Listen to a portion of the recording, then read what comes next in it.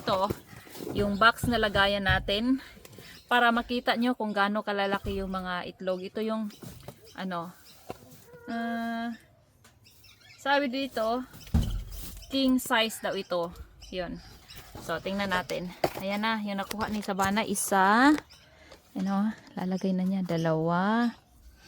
Ayan o, ang laki ng mga itlog, no.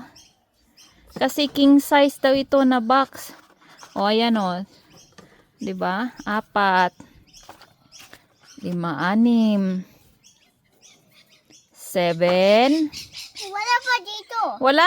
Meron pa ba? 7 eggs lang ba? Wala nang iba dyan? Wala na? Alright, ayan o. 7 eggs. Ayan, 7 eggs ang na-collect natin today. Ayan o. O, diba? So, I guess it's a large size. Ito.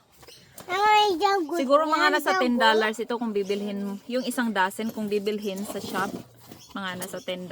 Ganun. $8 to $10.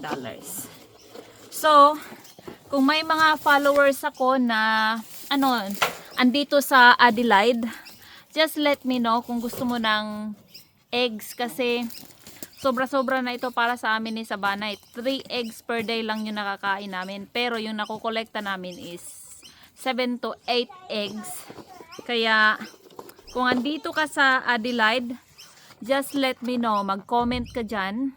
At let me know kung gusto mo mabigyan ng eggs. Kasi bibigyan kita ng eggs. 1 dozen of eggs. Alright? Sige.